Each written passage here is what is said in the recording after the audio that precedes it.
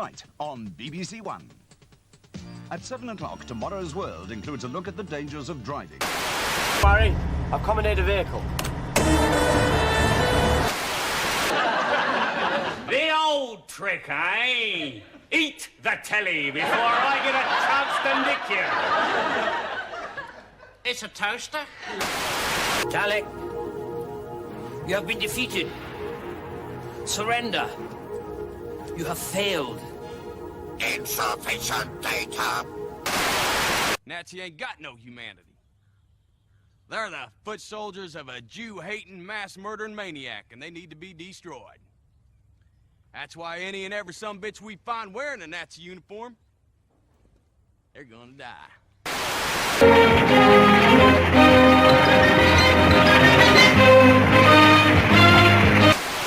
Is this world protected? But you're not the first lot to have come here. Oh, there have been so many. And what you've got to ask is, what happened to them?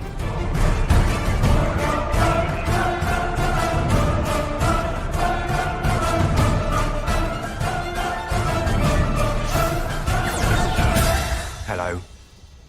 I'm the doctor. Yes, indeed, and yes, indeed. What happened to them?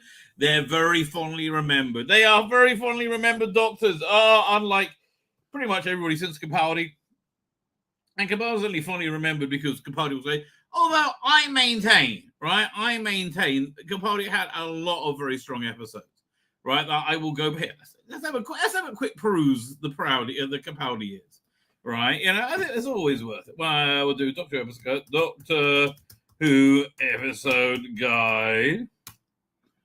Hang on, Wikipedia. We'll go to the 12th Doctor. Listen, obviously you can feel the trans insanity, right? The woke insanity starting to like nuzzle its way in. But it's only when a Chibnall arrives. Okay, so 12th Doctor, I felt bad. Starts very weakly on Deep Breath, right? Just it's weak. Into the Dalek I found quite good though, right? Robot Sherwood, meh. Listen, meh. Time Heist, meh plus. Meh plus actually. It's average. That's rewatchable. Into the Dalek and Time Heist are rewatchable. Kill on the Moon isn't because of the ending. Mummy and the Orient Express is as Flatline is. You get two excellent stories right there. Right, I think both of those are really, really good, especially Flatline. Flatline by far the strongest one of the season, with a lot of clever ideas and nice and creepy. And I thought that's the one where he became the Doctor, right? Forest at Night, him interacting with children is fantastic. Which bloody hell, I can't believe I'm saying that about on the BBC nowadays. Right, and Dark Water and Death in Heaven, like the Teletubby Daleks, sounded good on paper, but it was realised poorly, sadly. Like the Cybermen crawling out the graves should have been cool. It just wasn't, right? Now, Last Christmas, I think, is his best Christmas special. Okay, so now we're into awesome territory. Okay, so his first season was weak, right? They're very into Sherlock at the time, I think, but the first season was weak. Right, I thought the introduction of Missy was good though. It's before it got unbearable. So I like I like Last Christmas. I think Magician's Apprentice and Richard Familiar, fantastic stories. Under Lake Before the Flood, a good story. As is The Girl Who Died, The Woman That Lived. As is Zygon Invasion, Zygon Inversion for that matter. And the it's just the ending that lets it down. Sleep No More, mediocre. Face the Raven, mediocre plus. Heaven Sent, you can only watch that once, right? It has a zero rewatchability. Hellbent isn't great, so it ends on a bit of a down squid. And The Husband's River Song, also not great, right? Now, I like his last season the best. I think his last season was, by far, although I think Return of Dr. Mysterio, his worst Christmas special by a long chalk. Right, but I thought the pilot was great. It breathed new life into it. I like Smile. I like Thin Ice. Not was a bit crap. Oxygen was interesting. I liked Extremist, Pyramids in the World, Lie of the Land. I thought that was a great 3-parter, right? I really love that. I think these are great stories. And Emperors of Mars, meh. Okay, so how are we going to work this out? Let's say if it's a great story, I'm going to give it a 5. And if it's a meh story, I guess you get an average meh, you get a 3. So, okay, Twice Upon a Time, The Docks of Fools, The World Enough in Time, they all get 5s, right? So that's 15. Eaters of Light, 2, so 17. Empress of Mars, 3, brings it to 20. Lie of the Land, Pyramid in the World, Extremists, and Oxygen. I'm going to give it... I'm not going to give it a perfect 20. We'll give it 18, right? So that's... we're up to 38. 38. Then we got Knock Knock. 38, 40. I'll give that a 2. Thin Ice gets a 3. So that's 43. Pilot I liked a lot, actually. I'll give that a 4. 43. So 47. Return of Dr. Mysterio gets a 2. 47. I'll give it. Okay, we're up to... Well, let's take it. Let's say it's 50. So 50 divided into... Hang on. We'll come up with the average score. We'll see how good it is. 50 divided into 12 into 14. So an average 3.5. That's not bad. Whereas, let's look at a Matt Smith season, right? Well, we got Doctor with on the Wall Road. Well, that's going to get 2. I'm afraid. That wasn't bad. Silent of the Dalek, I liked a lot. I'm going to give that a 4. Dinosaurs on the Spaceship gets a 3. Town Called Mercy gets a 3. Power of 3 gets a 2. Angels Take Manhattan gets a 4. Snowman gets a 4. You see, none of these are knocking out the park at all. Wow. Bells of St. John gets a 3. Rings of Akatan gets a 2. Cold War gets a 3. Hyde gets I'm going to go for 4 for that. I'm being generous. Right? Journey to Central Sardis gets a 3, and I'm being generous with that as well. Crimson Horror gets a 2. I'm sorry. Wish I could do better for you. Nightmare in Silver gets a 3. The Name of the Doctor, well, that's pretty good. Name of the Doctor, I think we should include the special, so finish off. Name of the Doctor, I think gets a 5, actually. I like that one a lot. Day of the Doctor gets a 5.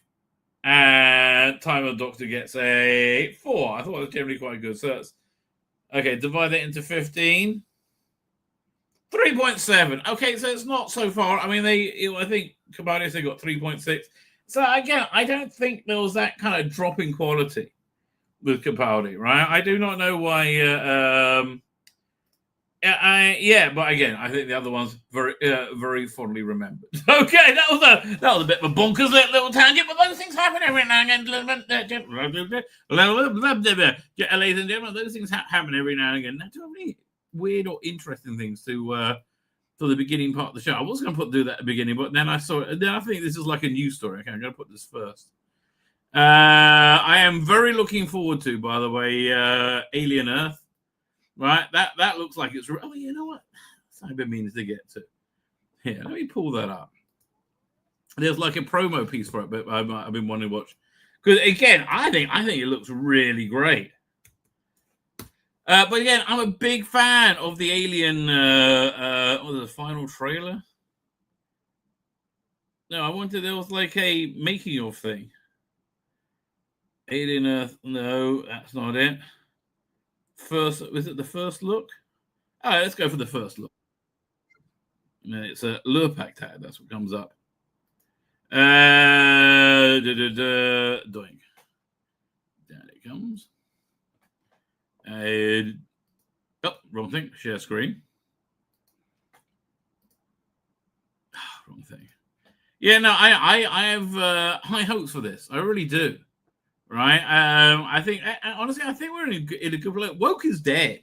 I watched Star Trek today, Strange New Worlds, and it wasn't woke. It wasn't very good, but it wasn't woke. Woke is dead. You know, although I would say, like, I was also watched the first 5 minutes of South Park. I can't. I'm out. I'm done. Bye-bye. they've gone super woke, super anti-Trump, super bonkers anti-Trump, right? You know, okay. We'll come back to you in a second. Have you noticed how the anti-Trumpers have got more crazy? Like, the more he succeeds at stuff, the more insane they get. And they keep screaming about the Epstein files. I'm like, dude, you know, like, all your heroes are in there. Like, no, because they can't think of anything else. They're just nuts, right? They're just completely crazy. And it's great hearing, the mainstream media play down Hillary Clinton's going to jail. You know, like, remember the Russian collusion thing? And it was obviously a hoax. What they released documents that proves it was a hoax. And NBC are reporting like, no, there's no grounding to this rumor at all. Right? It was literally published in the New York Post. Right? That it was a concoction by the Clinton campaign. Now, honestly, I think the Trump campaign did a lot of self-damage with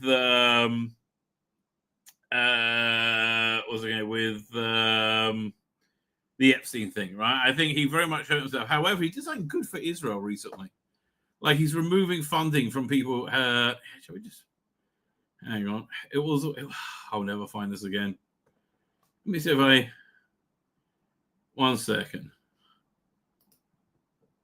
We'll do whilst Grok. What did the Trump administration do that was good for Israel in the last week?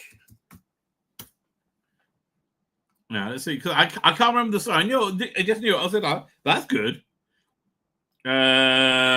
Denial of disaster relief to entities boycotting Israel. You know, listen, people don't understand. And my answer is insane. I'll be completely clear about this. This answer is completely insane. It's just true, and it works. Not true. It's demonstrably works, right? If you are good to Israel, things will be good to you as a world leader. Your country will prosper, right? You will prosper. So when Donald Trump does things like that to be supportive of Israel, right? I think it's going to pay him back dividends. I think it's going to do good for him. I think it's going to do good for America. And that's the only reason I can see to support Israel, right? Other than, we're nice and it's a democracy. And I don't know if there's a famine happening in Gaza or not. Apparently, a lot of the pictures were staged that came out in a German paper yesterday. But we all knew that anyway, right? Anyway, yeah, so, what was I going to say? Oh, yeah, so South Park has just gone completely bonkers anti-Trump. Right, so they got this. I watched it, and they had the school counselor, Mr. Mackey, was fired because they're cutting all the funding to schools. Yeah, it's just it's every bonkers anti-Trumpers drumbeat going on in the middle, on the back of their mind constantly. Like all these things that they believe happens but doesn't. So he ends up getting a job with ICE because they'll take anybody and they don't care. And I'm like, can't just leave me alone, right? It's just like I want to. You can have your politics. I'm not stopping your politics, but I just want to watch TV, and I'm not. And I think you're bonkers and insulting, and I'm not really into it. So you do you, baby. And I'm sorry, if you're Stephen Colbert, if you're Howard Stern, if you're South Park, you go woke. You decide you don't want half the country watching you. You will go. Although I think Tim Paul's theory is correct that they were paid at $1.5 billion to do 10 episodes a year for the next 5 years to be an effective to try and be the next effective not social media, the next effective cultural hammer against Trump, right? Because it's just reinforcing the like bonkers stuff, right? But I don't think it's going to work. I just think people aren't going to watch it and don't care. And I think if it is all I think the norm is when it gets all political, they're like, buy South Park. Yeah, you have fun hanging out with Rick and Morty, which you haven't seen since. The guy who played Rick and Morty and wrote them all got fired for breaking up with a girl sometimes, something like that. Terrible thing. Anyway, Alien Earth. Let's look at this. Collision imminent.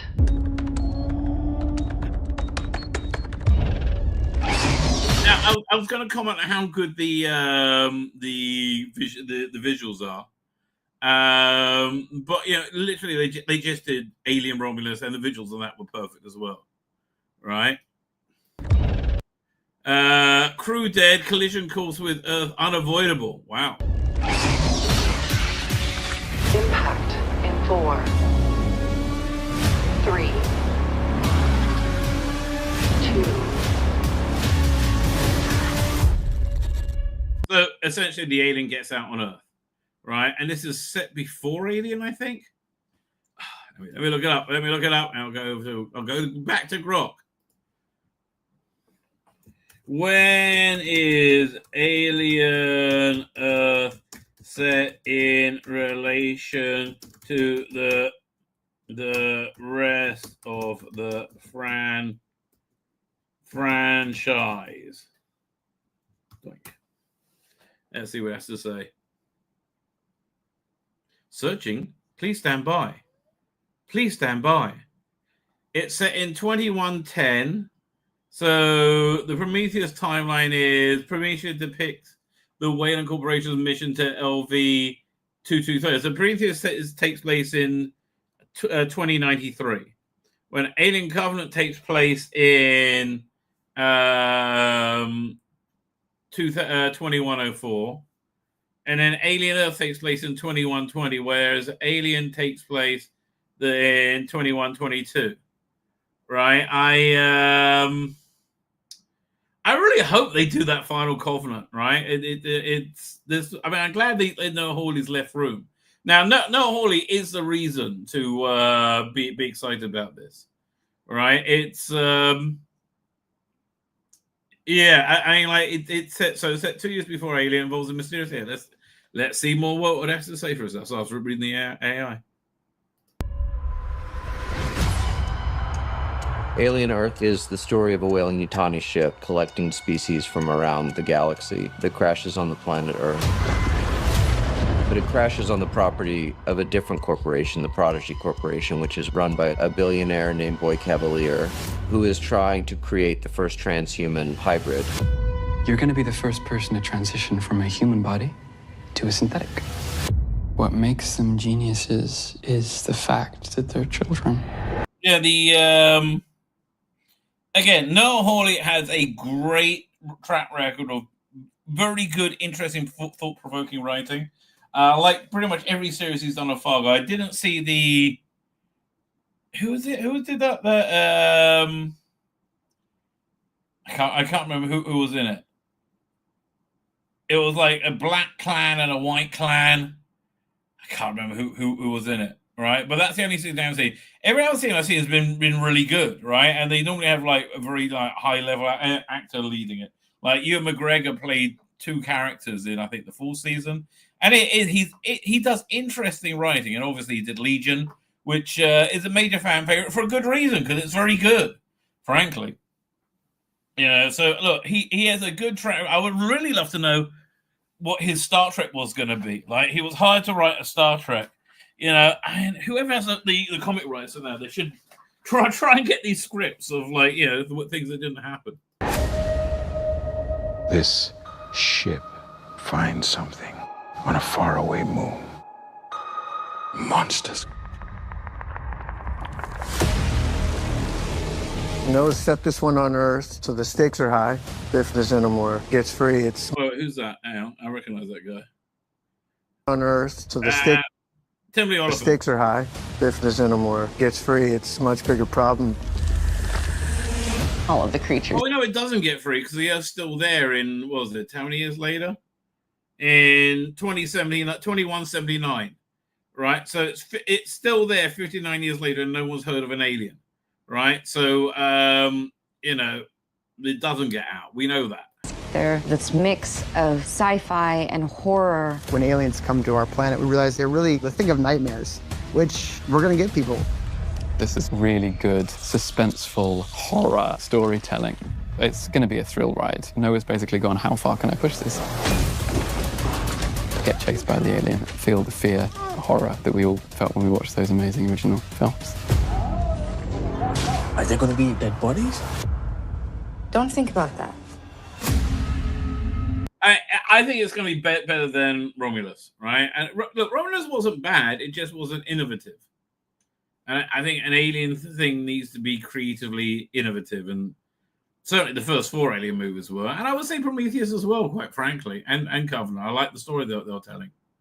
Yeah, they should really do the final part of that as like a mini-series on like some streaming service. Although I guess the age of that is over, sadly. The hero is a character named Wendy, a 12-year-old girl who finds herself in a synthetic adult body. She's been separated from her family as part of the secret project that the Prodigy Corporation has done. There you are.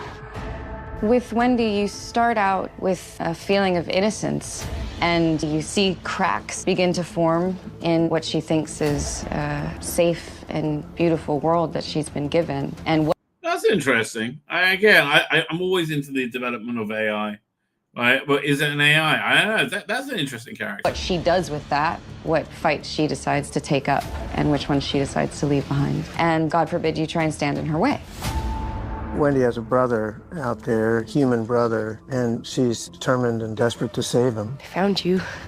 This way. Well, I guess they kind of spoiled that then. Ncuti spaceship has crashed into a Prodigy building. I'm part of a team that responds to the crisis. It turns out it's not just a rescue mission, that this is actually a very dangerous ship filled with these hostile creatures, and they go in unprepared for that.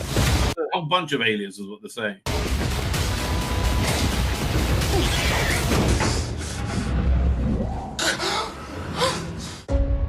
I've seen him in something. What I find interesting, particularly about a show that's called Alien, if this thing over here is an alien, what does it mean to be human?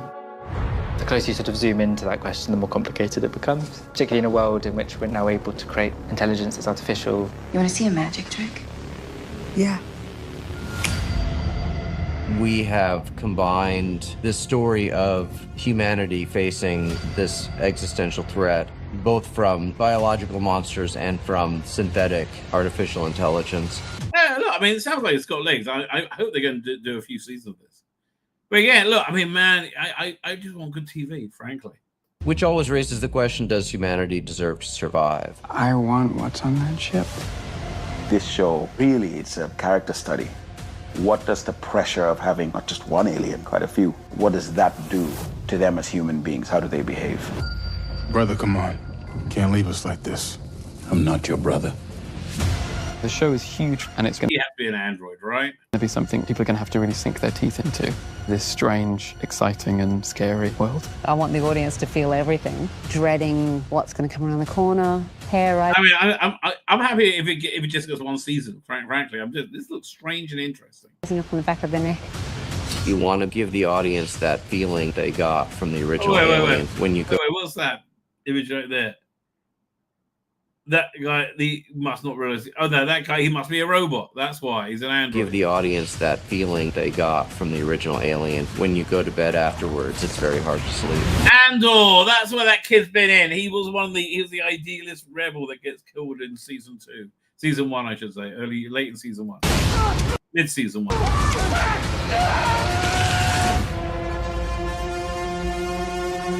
Well, there's 5 days to go, so it's Friday, Saturday, Sunday, Monday, Tuesday. Oh man, I am so up for that. Really, genuinely up for that. I think it's going to be good. I hope it's going to be good. I listened. I got to remember here. I listened to the Paul McGann Big Finish release, and I'll be reviewing that later. Essentially, what can I tell you? Anyway, let's make sure I don't have anything else lined up. Over here, doink. No, just South Park and Star Trek. Yeah, fine, nothing. Okay, fine, close that. Okie dokie. Here, let's pull up the thumbnail. I think it's. Oh, you're right. That's a great story. I can't wait to get to that story. We have a lot to get to, ladies and gentlemen. Where are we up to? Over here. Go over here. And doink. There we go. Era found a whole new way to feel. They really did. Fascinating, right? Well done, leaders. Well done. The Gatwick queer Doctor Who finds another way to totally fail. And when you hear it, you're kind of like, it's breathtaking how much they fail. Howard Stern went woke, then broke. Well, he's not really woke. And is cancelled. Us cancelled. No, is cancelled. What's in store for James Bond? Yeah, apparently Stephen Knight's been talking about what his plans are, which I am up for. Tell you, Millie and especially Millie, but for others as well, AI loves them. And just they come out absolutely perfect. See, Millie didn't need to bother with all that time in accent school. Just wait for AI to come along, right? There you go, perfect. I see China's going to virus outbreak. Oh, really? What the hell? They can't. What? Hang on. What do I do a search for? COVID, I guess. New COVID. Was it? What's this? A scene permanently extra rain. Family in Canada had more than one person in the house over Christmas that the province allowed under COVID restrictions. The authorities were called in. This is what the Canadians are capable of. Here, lest we forget. I forgot about this. Lest we forget. And I had. Yeah, I just don't see it ever happening again. I don't think people will go for it.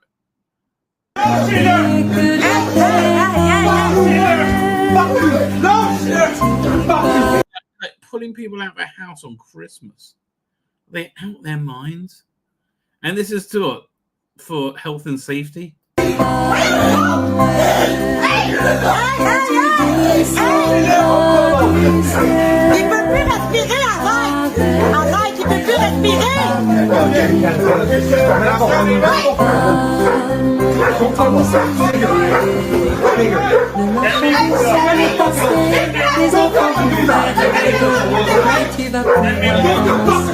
Christmas 2020. We are so special. We all remember it well. Bojo's having a really dull boogie in number 10. Calm down, lady. We just dragged your son out and we're beating him into a pulp. And then, but you need to calm the fuck down, lady. COVID spreader.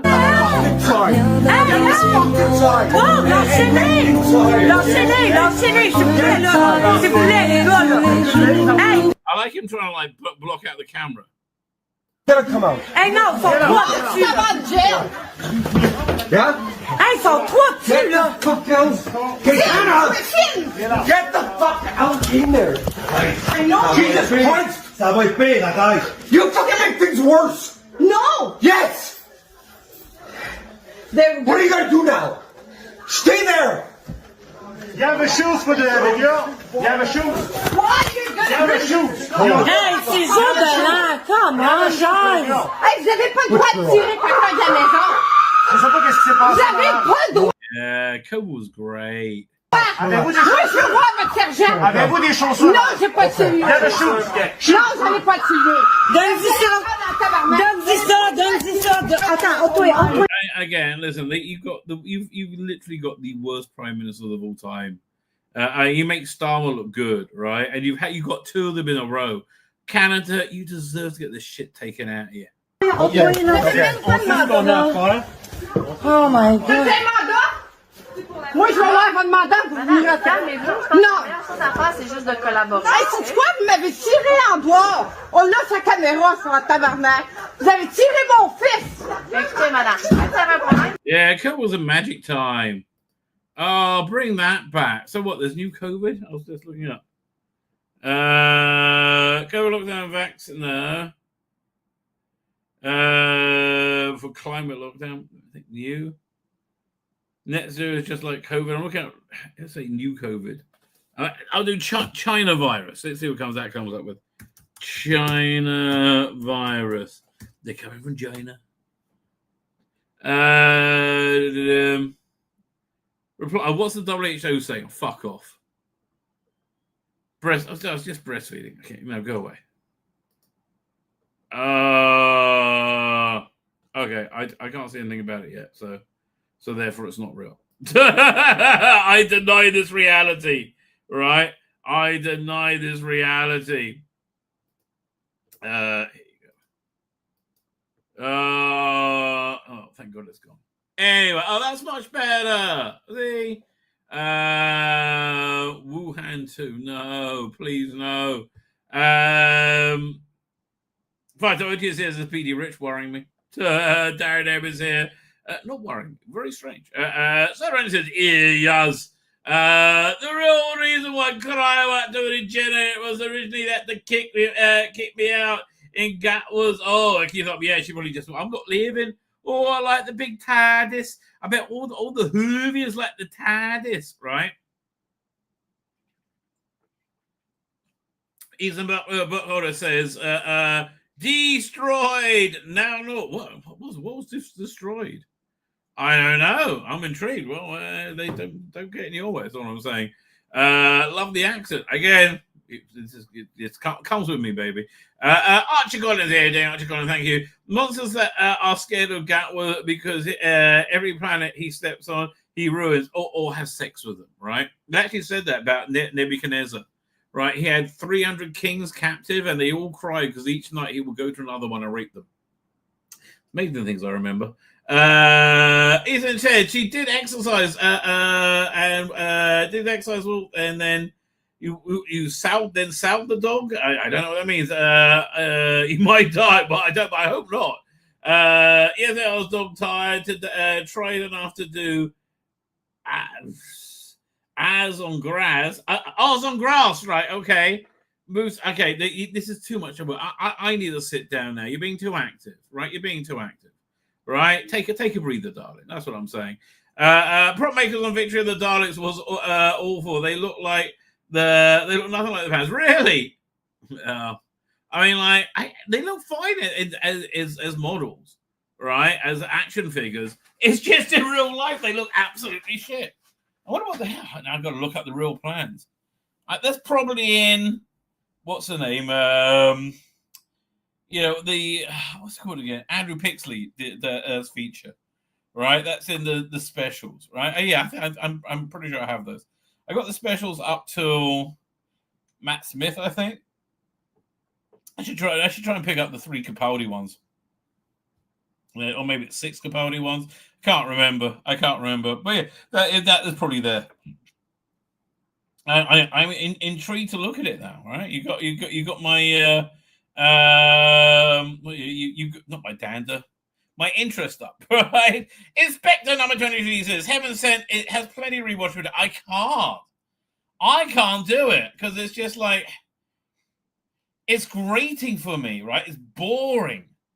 I generally find it like just gratingly boring on a rewatch because it's kind of like, I mean, I like Capaldi's performance, but it's I just fall asleep before we get to the end, and I find the idea of him spending 1 million years punching through a diamond wall a bit stupid, a bit overblown, right? There's a bit too much. And how old is he? I don't really put I don't really put him down as being, all those millions of years old from being regenerating all the time. Not what's the word? When he reconstituted himself. I don't know. But listen, vive the difference, baby. Vive the difference. It's good that we impand and we can disagree about things, right? Genuinely it is. Like, I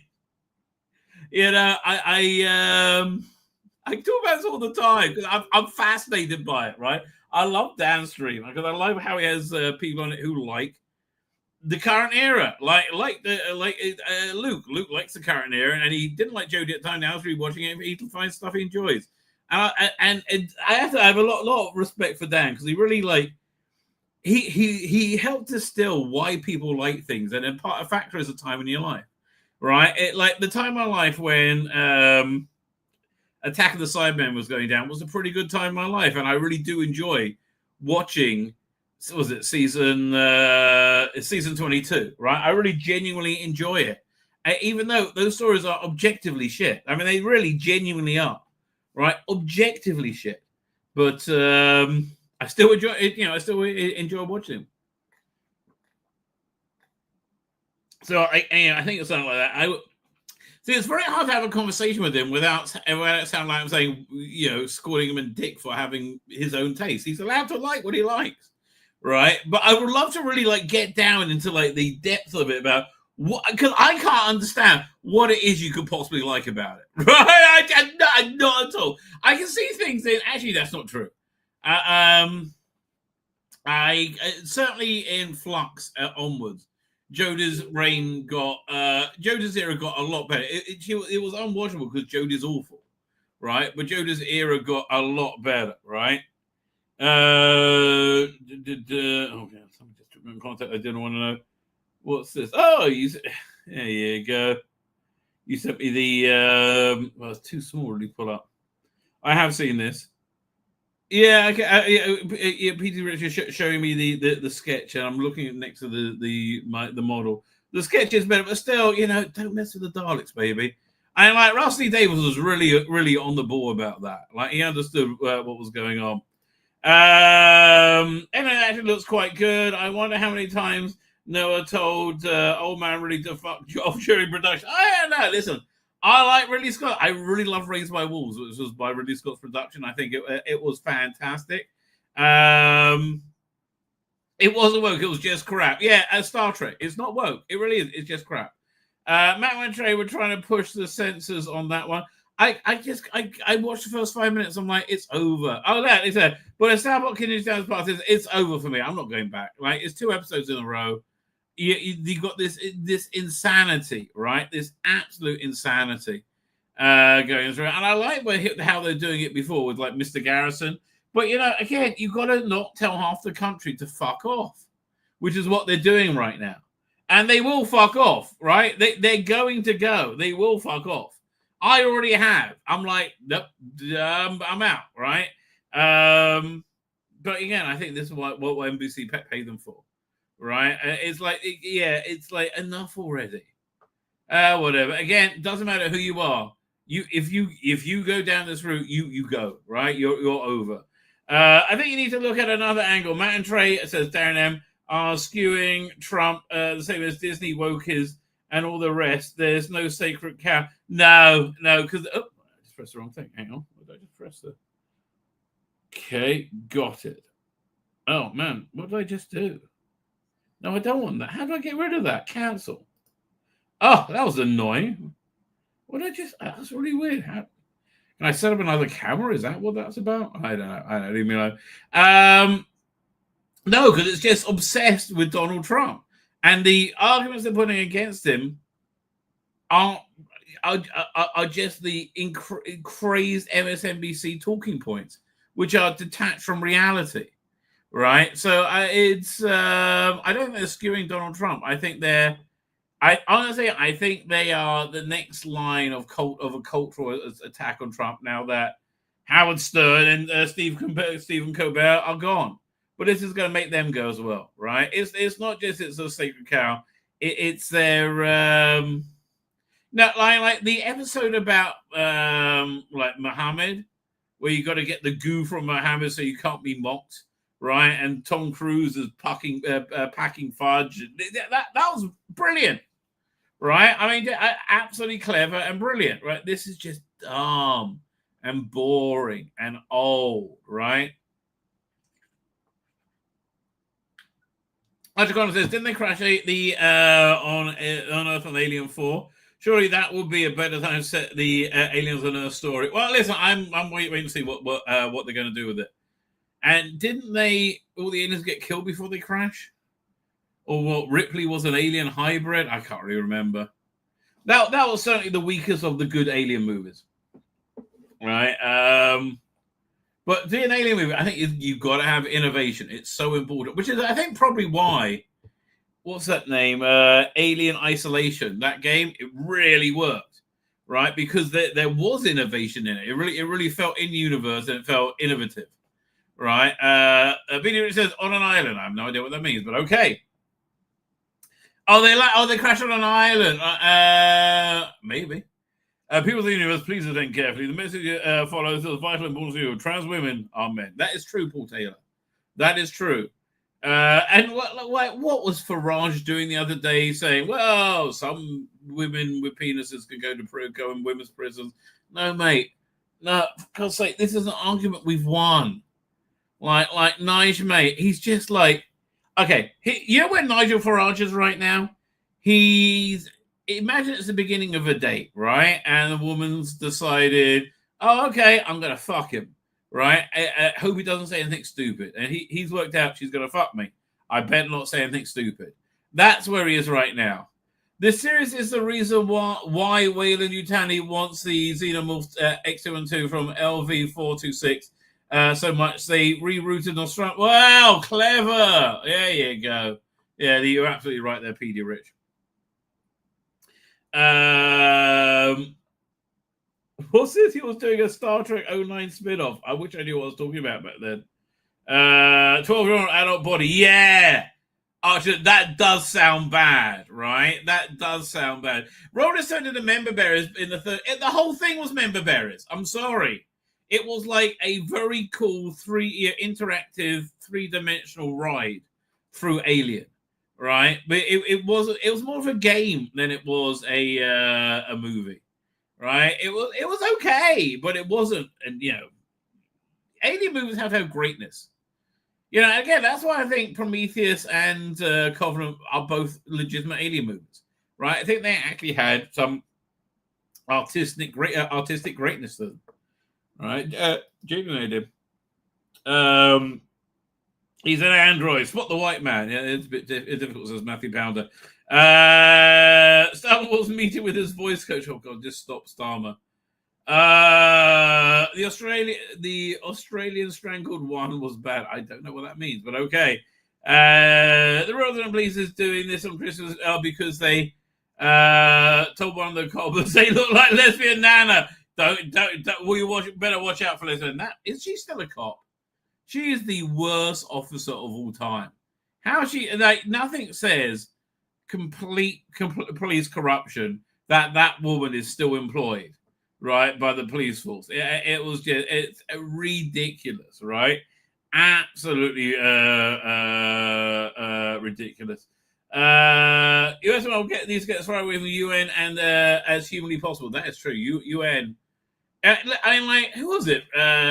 Rupert Lowe was on the Lotus Eaters, and he was explaining, look, essentially Britain is being run by about 250 permanent secretaries, senior civil service, and it tells, right? You can absolutely tell. And you can also tell that the control is really crumbling. Like, all these migrant rapes or Muslim rapes or ethnically Muslim rapes, like overwhelmingly by illegal aliens, illegal migrants. They keep hushing them up. You know why? Because if they don't hush them up, people will find out how much is happening. It's been like one a day since it's been impossible to hush up anymore. Like every day is like, a couple of like Mohammed and Ramadan were charged with raping a 12-year-old, right? Like really. I don't know. I think maybe one of the things they put in their 4-star hotels or 5-star hotels if they're lucky is something in their language saying, "Do not rape 12 children at all," right? Do not sexually look at children or, in fact, any women that you're not married to. All right, it is not cool, right? They should they should, but maybe they want them. Maybe they want the local population of England to be scared they're going to be raped or beaten by these animals and to keep them in line. I think that really could be something that's going on. Oh man, I would love this government to fall by the end of summer. Wouldn't that be great? Or how are they still going? I don't know. I don't know why man trying to listen to Hollywood. They hate each other. I think they were paid $150 million to attack Trump. So, okay. It was written by Joss Whedon. Yeah, it was weak. I remember when that was a good thing when it was written by Joss Whedon. Did Aid Edmondson, did you know Aid Edmondson is an alien Earth? I did not know. I know he's in one of the sequel Star Wars movies. Well, let's have a quick look. Look at IMDb. That's funny. IMDb. There we go. Aid. Is it Ed? Is it Edmondson? Here we go. Oh, I tell you, he's looking older than the young one days. Yeah, we'll do share screen. Doink. What's he been in recently? Known for actor. We've got upcoming. And Sons. Oh, he's not listed here. He's not listed as being in it. Kidnap, Rain Dogs, Lego Star Wars, Skywars Saga, Midsummer Murders, The Pack. He's keeping busy. Death in Paradise. He was in EastEnders, really? Well, I thought he was in one of the Star Wars movies. Oh, okay, Last Jedi. He was in The Last Jedi. War of the Worlds, a musical drama. I remember him being in that. Well, let's look up Alien Earth. See if he's listed there. Alien Earth. Hang on, we all look. Don't see him. No, don't see him.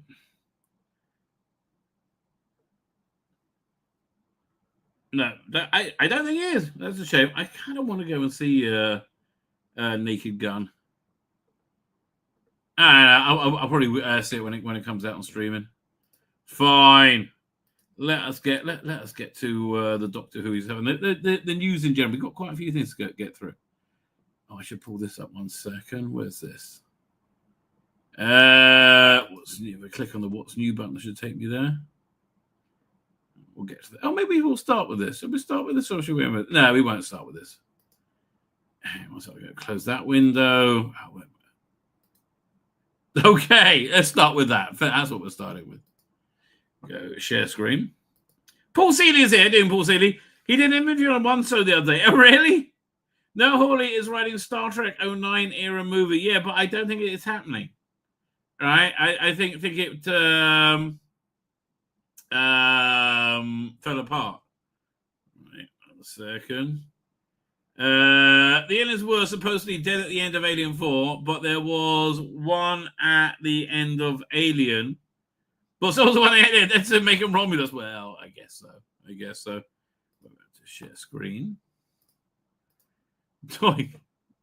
So this gives you a good insight into what's going on at the BBC. UK broadcast regulator says Doctor Who, Home, BBC, other national channels won't survive without false promotion on YouTube. They could survive if they make content that anybody wants to see. Right? That's the way they could survive. Right? It's really easy. Right? They just got to make content that people want to see. You make shit and people don't want to see it. Right? July was a wrong time to be on the internet. The UK Online Safety Act, encompassing of a far more adult material, you know what? I agree that children should be prohibited from being able to access pornography, right? And again, no, this is not a popular move, but I think pornography should be a pay service only. I don't think you should be able to get free porn, right? I think that works as a very effective paywall, quite frankly. With similar work in the Europe and the US, YouTube checking American users' age and ID are not on their not so infallible AI. Starting this month, Google is threatening to sue Australia over inclusion of YouTube in their social media ban for children under 16. I am ecstatic for children under 16 to be banned from social media. Genuinely, I am. Firstly, one of the big problems with social media is you're interacting with young, stupid people, right? And like, they're just young and they're stupid and they're annoying and they're entitled and they're rude. So yeah, I'm be really happy if they don't go on, they don't start using social media at 16. I think that's a great idea. And I know it's a controversial thing. Now, the UK's Office of Communication, Ofcom, has recommended services such as YouTube to promote UK programming from public broadcasters believed to be endangered as they lag behind Google's streaming service. But again, all you got to do is make content that people want to see. That's really it. It's not overly complicated. You got to make content that people want to, and like, you don't need to be putting all the money into it that you have been able to. I mean, I've been a big proponent of if you animate, what's his name? If you animate Big Finish stuff, you do very well. It's Dino Puff. That's it. Sadly, he very rarely has new stuff. There we go, Doink. To show you, but the work he does is excellent, right? And this is the way to go, right? Let's see what's the best example I can show. All right, let's try this one. Hang on.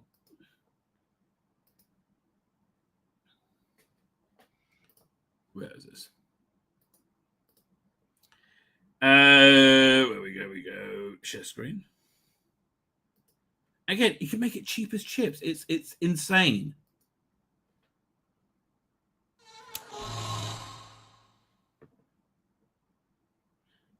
This is made from somebody's bedroom. There you are. Vicky, why are you here? To stop you doing whatever it is you're You've opened up your stomach. Evidently. I've disconnected the circuits, regulating my power source. Very soon it will overload and detonate. Well, you're setting yourself to self-destruct, but why? To lower together the greatest scientists of this age. They will all be killed, and history will take a different course. You want to change history? No. Like, put that on YouTube. That will do very well. Right? Genuine. I'm trying to find it. They must have a trailer for the... This page, so if I can see it. Hang on. They did Big Finish put out a fantastic trailer that we are definitely going to have to talk about. I forgot about that. But yeah, 1 second. Where is it? I mean, they have a full season of very modern Doctor Who. And they have 4 seasons of it, just ready to go. Right? That is content that people will watch. That is content that people will like, right? There's a reason people go to it.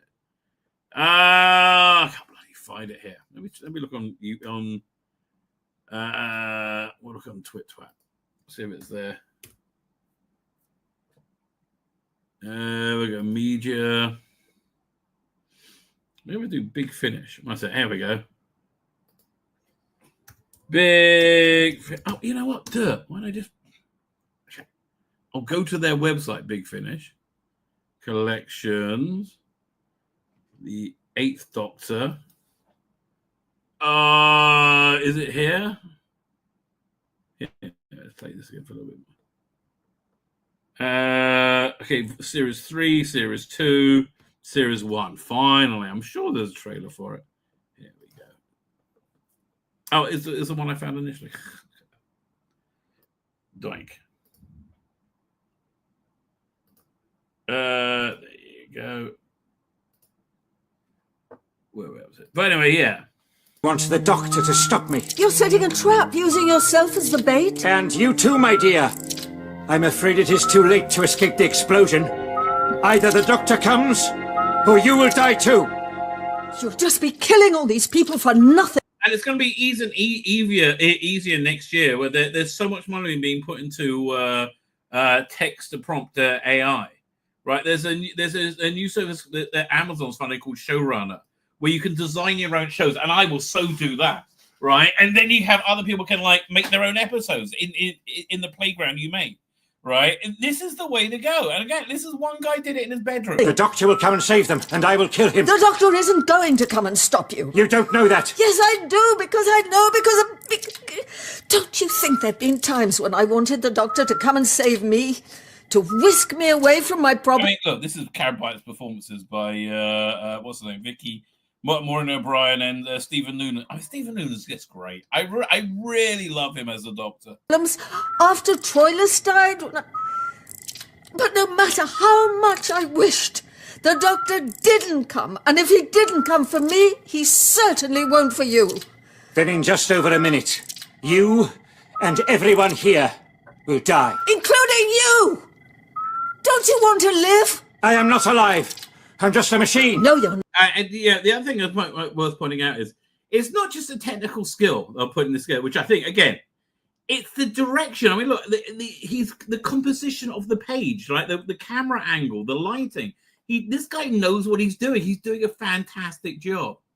Really is fantastic. Look, if I was a millionaire, I'll just be paying him to make my own stuff. What? Don't you remember? You told me you're as alive as you want to be. That statement was an error. The product of a malfunction. No, it wasn't. It was the product of life. Of free will. I do not have free will. I must follow my programming. No. You resisted it before, you can resist it again. I cannot. Yes, you can, because you're the doctor. I am not the doctor. So basically, the plot of this is the replicant doctor that the Daleks made in the chase, and it's having an existential crisis. He ends up back in the TARDIS, and the Doctor ends up having to chase him. It's a really good story. Oh, dang it! As the original, because you're the Doctor. I am not the Doctor. I am merely an imitation. One as clever and stubborn as the original. You can be the Doctor if you want to be. I do not. Then if not for you, then for me. Be the Doctor for me. Again, I think this is remarkable. Be the doctor? For you? Yes. I need you to be the Doctor. Save the world. But if I was the Doctor, if I were the Doctor... You'd be strong enough to break your programming. You'd be able to cancel the self-destruct. No. I am not strong enough to cancel the self-destruct. Please! But I am strong enough to do one thing. Vicky? I'm sorry, I'm totally engrossed by this. I'm really sucked in. This wire. If you break the connection, I will deactivate. Deactivate? You mean you'll die? I do not know what will happen. My systems might reset. My memory cells might be erased. I might lose myself. A kind of death. Please, my dear. I cannot resist much longer. Thank you, Susan. Honestly, this is where Doctor Who is so great, and when Big Finish is so great.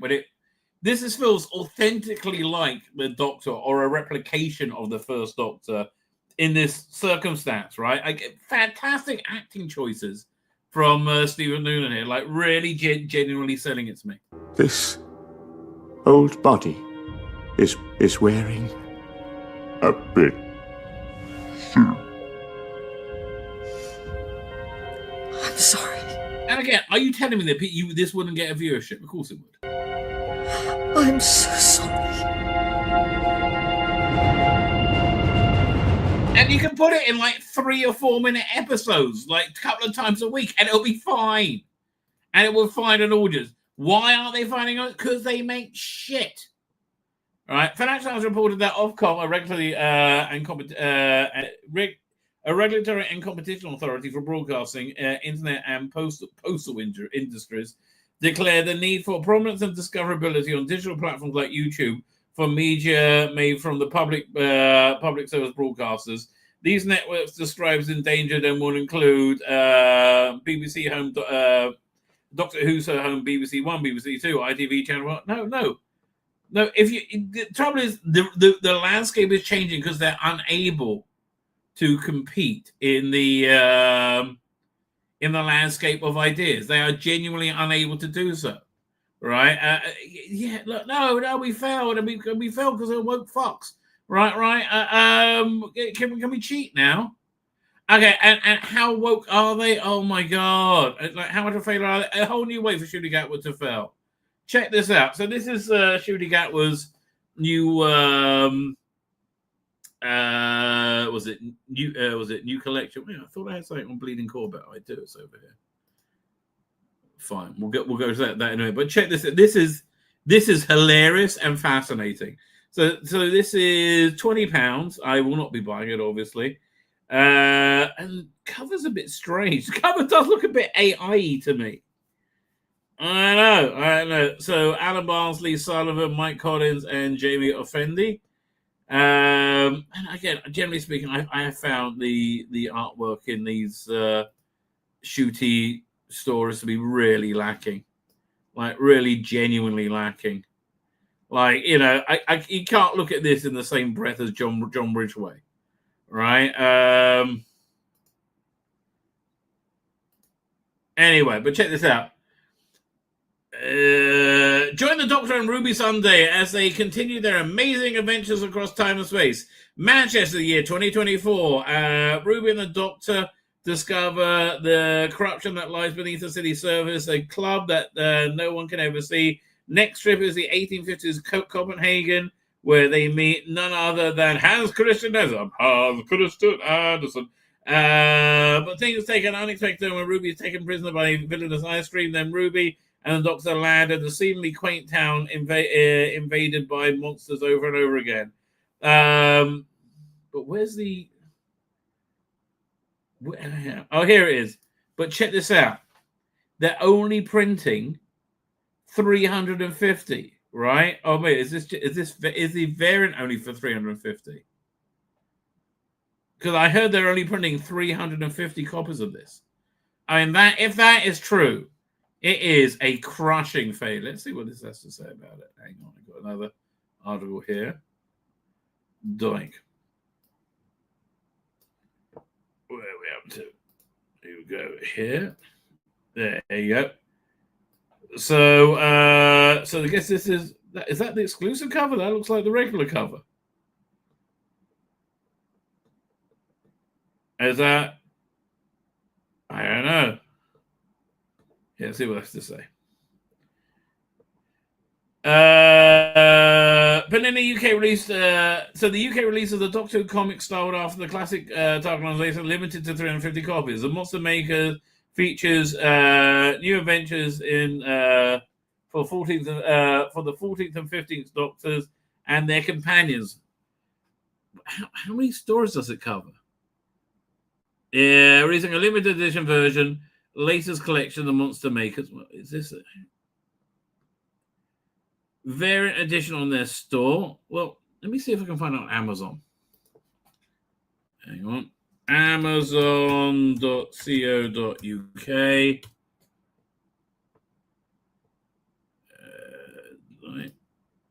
You can tell it's my Amazon by my viewing history. What's you going? Come back.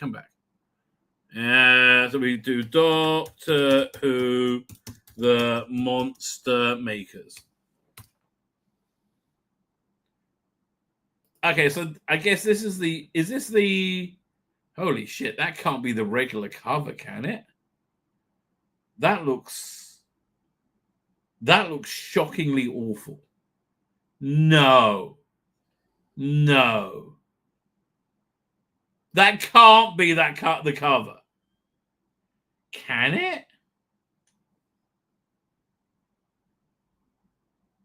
And it's coming out on October the 1st. So this is... Okay, so that's the regular edition. I guess you have a... Oh, man, that was awful. Right? How many pages? 124. It's okay. So it's 8 pages an episode now. So 8, 16, 80, 88, 80... We'll do 120... 124 divided into 8. Then we'll have we have to work out how many...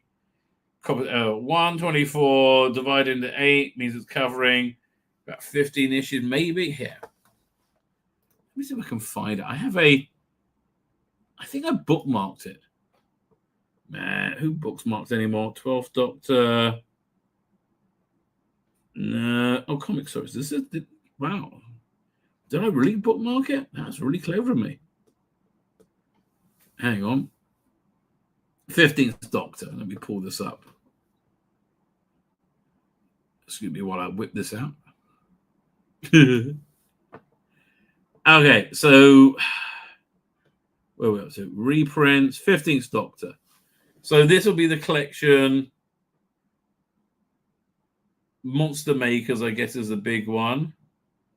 And Run. This 599.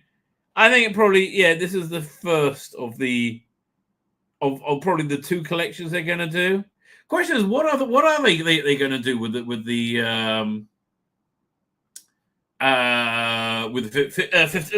comic strip in Doctor Who magazine? I mean, he's effectively gone, and he's gone because he's deeply unpopular, right? So I mean, look, even with the Jodie one, they had to mix it in with a Doctor Who and the Mechanoids, right? And like, what else was in Monstrous Beauty? There was something else, as I recall. Oh, right. You had, they had to mix. Monstrous Beauty was the Time Lord Victorious one, wasn't it? Where's it going? I think, where are we up to? Reprints, 15th Doctor. Right, so Monstrous Beauty was the, Time Lord Victorious thing. And again, they squeezed like, the final 79, 80, 81, 82, 83. The final 40 pages of Jodie Whittaker's Doctor Who. Not buying it, mate. I'm not buying it. No, that's not happening. Oh, we live in a strange time. Is this it? And then this was weird. Like, Doctor Who comic series launches in November. Are you kidding? Like, how's it? What? Why? Right, I mean, this show's dead. It's over. It's cancelled. Nobody liked it.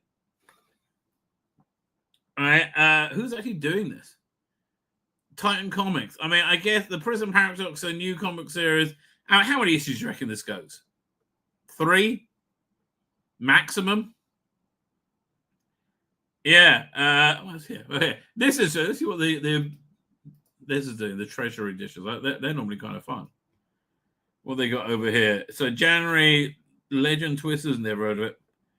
Johnny Red, I think I have heard of that. More Judge Dredd, Rend and Tear with Tooth and Claw. Oh, that's one of the latest stories I haven't read, I guess. The Hunter becomes the hunter when dead face of bloodthirsty beast in the survival. Okay, so it's basically like that Liam Neeson movie. 13th Floor. Oh, I love 13th Floor. Right. Man, they got. Is this a textbook or is this a comic book? I know, but 13th Floor is fun. You go on the 13th floor, you face retribution. See, anything's more interesting not about Doctor Who right now. And Brink I like a lot. I should really get the next couple of books in this. I think I've got up to book 4. It's one of the few female protagonist things that have stayed good. I'm kind of tempted to get this color Nemesis. And what's this? A new Rogue Troop? Well, the movie is coming out sooner rather than later. Wait 1 second. Just got a WhatsApp from my son. I've got to make sure all's good. Oh, it was on the. What's he doing? Some light Shakespeare. Hang on. Oh, he's apparently off watching Shakespeare tonight. Okay, good for him. Actually, I wouldn't mind getting one of these. When's this coming out? One of these Road Trooper books.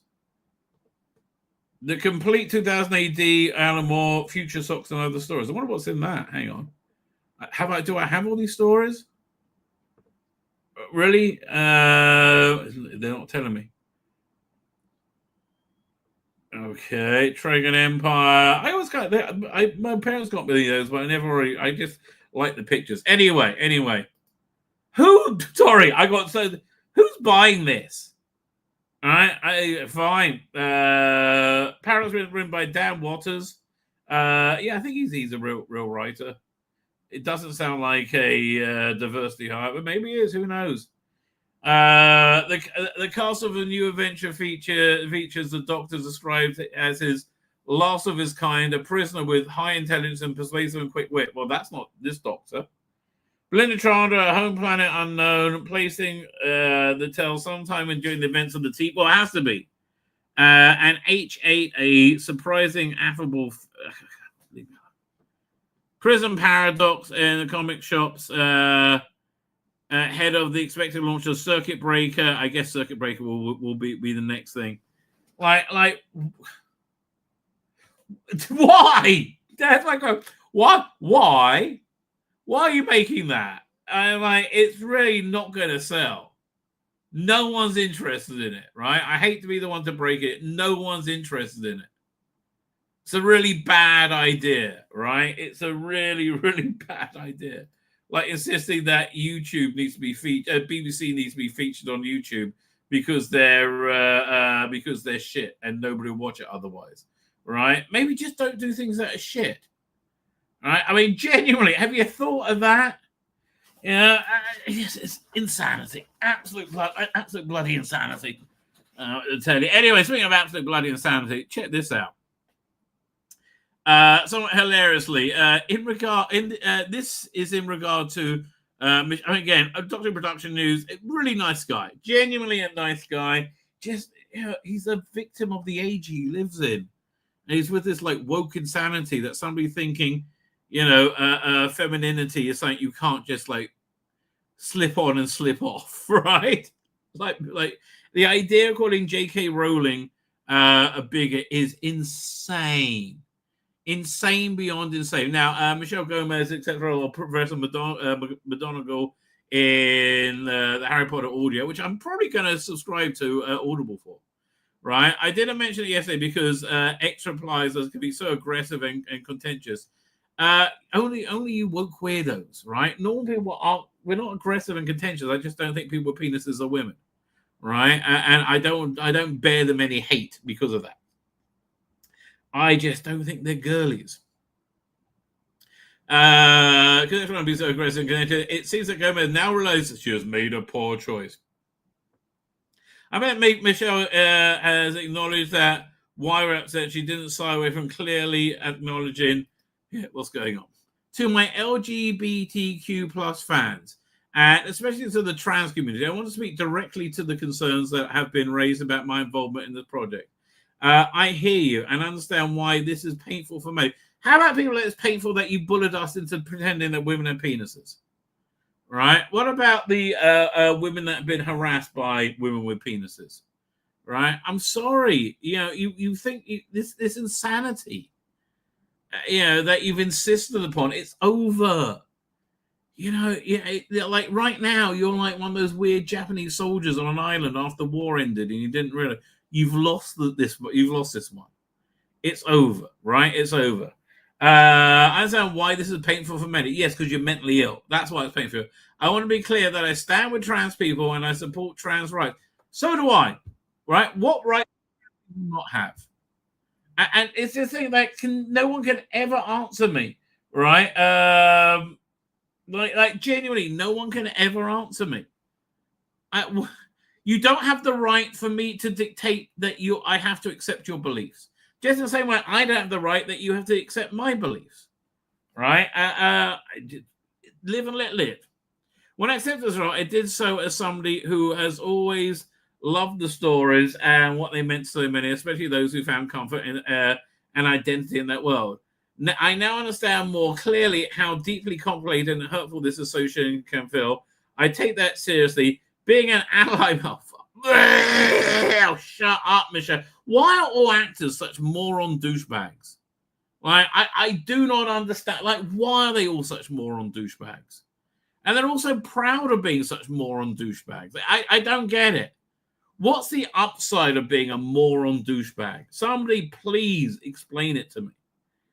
And I feel, and I take that seriously. Being an ally means listening even when it's uncomfortable and taking accountability where it's needed. I'm committed to doing both. Oh, God, I'm committed to vomiting. What are the replies like on this? She didn't say she would withdraw from the project. Yeah, well, she's not. That I'm going to take the money. I'm keeping the money. It's no one's business other than hers. It's a profession. I tend to agree with you. Very happy for her and think she'll make amazing impression to McDonald. I tend to agree with that. I'm really sad that she gets casted for the. She got casted for the show, and perfect. She is. She's perfect in the role. Didn't make a poor choice. There's a whole generation that will get to hear stories. Get back in your box. Oh, that gets a like. This entitled misogynistic faction of the LBG community has no right to tyrannize people like this, and they do relentlessly. Oh, you're going to like, baby. The fact that protecting women and girls' sex-based rights makes somehow J.K. Rowling a villain just shows how much this tiny minority of bullies have hijacked reality. Shameful. Oh, man, you are so right. How can we consider someone who thinks Farag is woke our protector? How can we consider somebody who thinks Farage? Well, listen, he did come out quite heavily on the whole trans side thing recently, and that was weird. Transphobia does not protect women and girls. Yes, it does, actually. Yeah, it does. No, it really does. Like, okay, it's saying about people who support this open migration. Like, how many little girls being raped is too much? Because it seems to me right now, there is no number that's too much. Right? There is no number of little girls who are going to be raped by Afghan migrants or little boys that are going to be raped by Afghan. That is too much. That's too high. No. Yeah, we gotta we gotta let ourselves be raped. We're colonizers. It's our fault. It's our fault. I mean, we're not raping me, obviously, but it's our fault. Right? Yeah. No. Again, look. I'm sorry.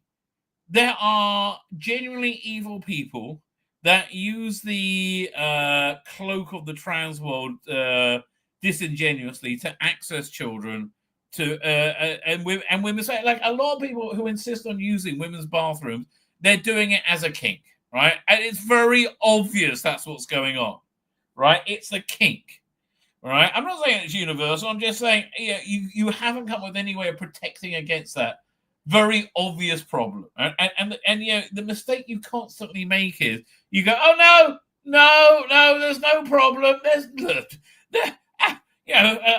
These weird migrants, they're not rapey. They're just friendly, right?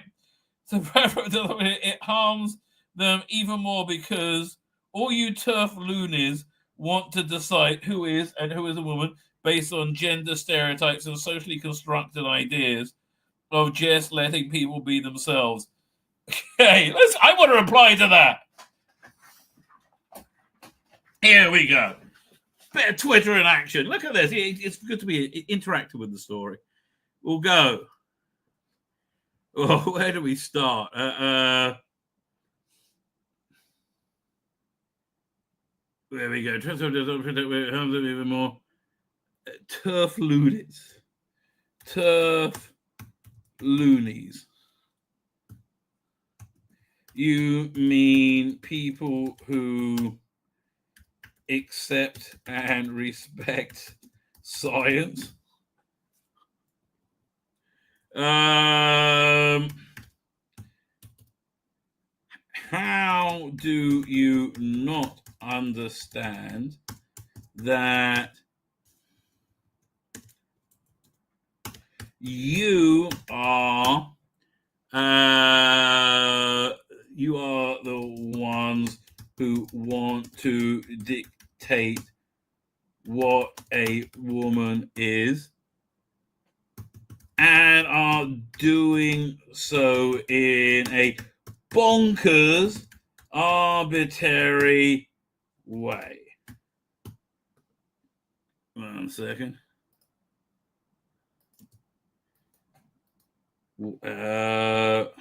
Arbitrary way. It is you who is forcing your bonkers. It is bonkers.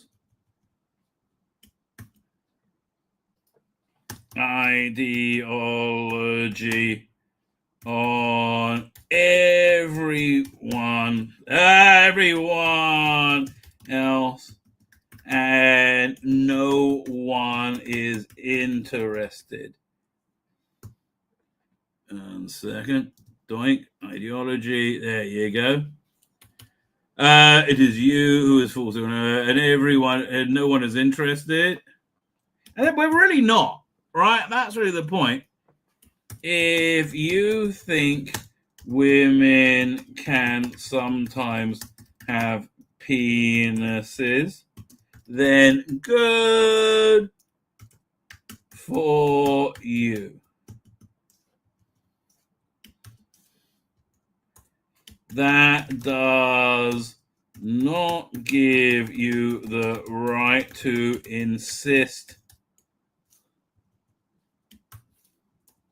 that I also think women can sometimes have penises. If you were going to say something penises, then good for you. 1 second. I think that's then give you. That does not give you the right to insist that I also must think women because I don't. That is not saying I want trans people rounded up and put into camps. This is not a threatened genocide,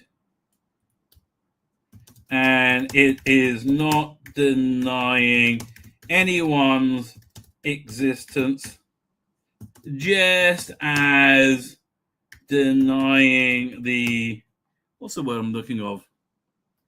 What's the word for Christ? The divinity, denying the divinity of Christ. Just as doesn't deny Christians' existence. Ready there?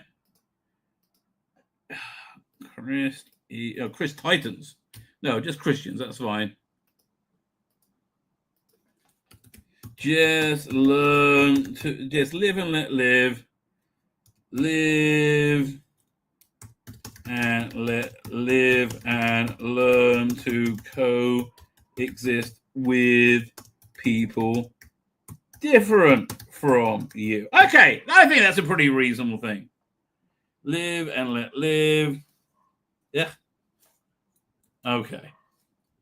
Fine. Turf looters. You mean people who accept science? There you go. Question mark. How do you not, might miss it, not understand that you are the ones who want to dictate what a woman is and are doing so in a bonkers, arbitrary way? It is you who are forcing your bonkers ideology on everyone, and no one is interested. If you think women can sometimes have penis, then good for you. That does not give you the right to insist I also must think women can sometimes have penises, because I don't. That is not saying, and again, that I've got to say this out. That is not saying I want trans people rounded up and put into camps. This is not a threatened genocide. It is not denying anyone's existence, just as denying the divinity of Christ doesn't deny Christians' existence. Just live and learn to go. Yeah, you go. Doink. A blow struck for the sane people of the world. Well done there, Tzvi. Well done. I mean, it's just absolutely bonkers, mate. This is an interesting story. Matt Smith, not for the first time, cast in Star Wars. Now, Matt Smith apparently was in the Rise of Skywalker. However, and I think he played a clone of the Emperor, right? Let's see if we can find Matt Smith, Rise of Skywalker. But apparently, he was very, very lucky in that they cut him out of the movie, right? Yeah, he was very, very lucky. They cut him out of the movie because it was shite beyond shite beyond shite. Was that his costume in it? Look at that removed. Matt Smith in the cast of Star Wars Rise of Skywalker. Lucky man. I think he was a young Palpatine, right?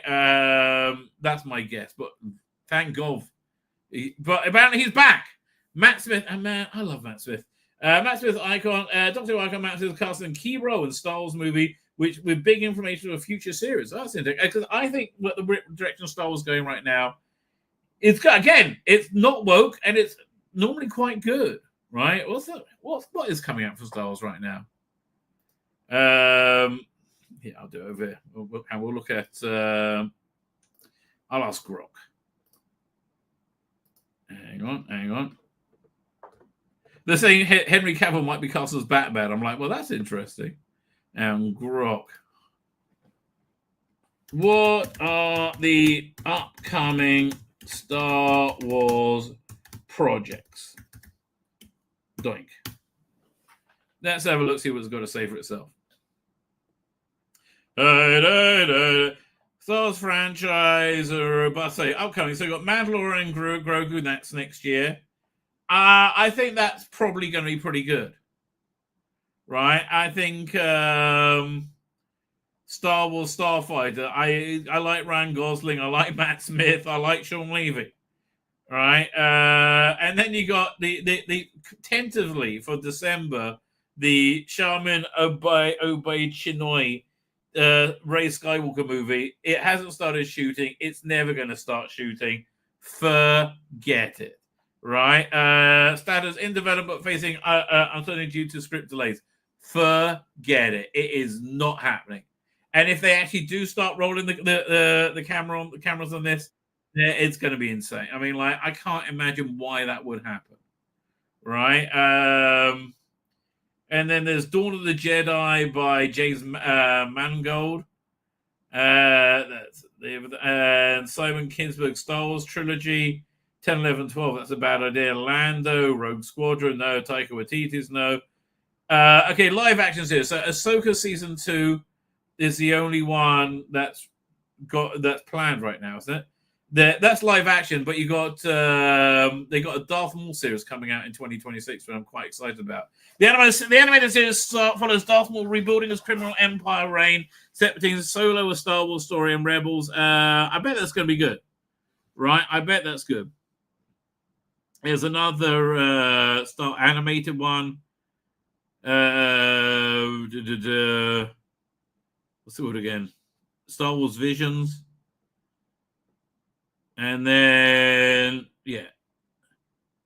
I don't know. But yeah, look, I think other than that race story, which, again, isn't going to happen, I think Star Wars is in actually a pretty darn good place right now. I think, hopefully. Right, according to reports, Smith will play the villain opposite Ryan Gosling in the upcoming Star Wars Starfighter. Matt Smith has already one of the most beloved sci-fi properties in one of the sci-fi of all time, and did it proud. Right, he did his Doctor Who proud. I got nothing but respect for it. Right. Oh, I got to review the Christopher Eccleston release. So maybe we'll do that next. Starfighter, in which he sets play opposite Ryan Gosling. Of course, while it's a heroic role in Doctor Who, he's best known for Smith is no stranger playing baddies. He's great in Night of the Dragon. I've really got to see Last Night in Soho, right? Reports suggest that Smith will not be playing one or several will not only be playing one or several antagonist roles in the movie, but his character is being viewed as the next great villain in the iconic franchise. So when is this set? Now I'm going to go back to Grok. Upcoming, we got... So it's set... So Starfighter set 5 to 6 years after Rise of Skywalker. That's interesting. This is a standalone movie that introduces characters and focuses on Starfighter pilots in a post-First Order galaxy. Written by Jonathan Topper, it's unrelated to the Skywalker saga and may include Jedi elements, with rumors of Rey Skywalker's appearance in a supporting role. That would be a terrible idea. Announced at Celebration 25, next film's in production after Mandalorian. If they put Rey in it, that's a terrible idea. I think setting it like anything outside, you want to go to the post Return of the Jedi era. I mean, that's really why Mandalorian really succeeded, because that's an era people were desperate to see, and they realized it very well. And it wasn't woke, even had Pedro Pascal in it. Man, what a mistake it was casting him in Fantastic Four. Really killed that movie. So fine. So he's saying I can see them maybe setting this up to be him to be a villain if they are going to do the Ray movie, but no. Right? I can't imagine they're going to do a Ray movie. That would be a really bad idea. Just and her appearing in this will be a really bad idea. That will essentially kill the movie. Right? I'll be like, nope, out, check please, not interested. Doctor Who, Christopher Eccleston reveals Billy Piper fears and insecurity ahead about Rose Debris. Well, I'm going to review this in a minute, and the performances were all both very strong. That's something I can absolutely attest to. Oh, that reminds me, I've got to download the trailer for the next episode. Is fabulous. Let me try if I can grab that. Right, and that they put this out straight away. They did a very good job with it. Grab that. No. Man, it's incredible. We're buying new furniture right now, and like my couches are just on their asses. The couches are just dead. You've had them for a long time. They're falling apart, and my son's expecting twins in a few months, and we want something more comfortable. We want rocking chairs so we can have with the babies when they come over, and make it more comfortable. My daughter-in-law to sit, that sort of thing. So every time I go anywhere, I click anywhere, I'm getting furniture ads. Like, really, stop with that. So this lightsaber blade will have an open hand, on the end. Oh, okay. I don't know what that means, but okay. Darth Slappy. But excellent fun. They reunited after 20 years of waiting. Fans are getting the Nice Doctor and Rose back together again in the first of the audio dramas. To mark the release of the new adventure, Big Finish have released the behind-the-scenes video, including interviews with Exxon Piper and director Helen Goodwin and producer Matt Fidden. The interview, Exxon spoke about Piper's fears into the first season, but look, she just got back into it really easily, right? They both of them felt slided seamlessly back 20 years ago. And her voice sounded right. And by the way, I watched Father's Day the night before I watched this, which was a mistake because it made this one look so much worse. Sort of first word dramas. Kevin we'll look at it. We'll look at the synopsis when I get to review, which will be next. Okay, let's pull up that. Doink. There we go back here. Is it no? Doink. There you go. So yes, this I think is probably one of the more exciting things going on in Doctor Who right now, which shows you, how bad things are in Doctor Who right now. So this is the first of the Ninth Doctor adventures with Rose, something that we've really wanted for a long time. Because again, that era is fabulous, and I'm sorry, I specifically watched Father's Day the night before this came out, because this is set directly after Father's Day, and this whole mini season, whole full season they're putting inside the first season, works very well. So, but the thing is, I forgot how fabulous Father's Day is, right? And it is fabulous, right? It's fabulous Doctor Who, right? And it's very authentic Doctor Who, very original, very different, very emotionally charged, beautifully directed, great script. It was fabulous. Right, and I'm very antagonistic to Rusty Davies and Rusty Davies Doctor Who right now, right? And then at the end of it, you had the trailer for The Empty Child. Here, let me see if I can pull out the trailer. That trailer was awesome. Oh my god, I was so excited by that trailer. Here, the one that comes at the end of this, and I was like, what a great era this was, and it really was. Here we go. Doctor Who, The Empty Child next time trailer. Oh yeah, bingo. Doink. So I was really watching this in advance really did actually pump me up, right? It got me to love the era again, and it for good reason, right? I forgot how good it was. Really, genuinely, I forgot what. How much confidence, how much happiness there was going on in the world right then. The world was so much better. And you know why the world was better? Because of Rusty Davies' politics, the things that he's obsessed about, hadn't taken over and destroyed the fucking world as yet, right? It made everybody miserable. There we go. And why are we chasing it? It's mold and dangerous, and about 30 seconds from the centre of London. Where's that mean, Mummy? You mustn't let him touch Scary, her. funny, exciting, well acted. Like, again, this was the first season, right? They were knocking it out the park. I have my moments.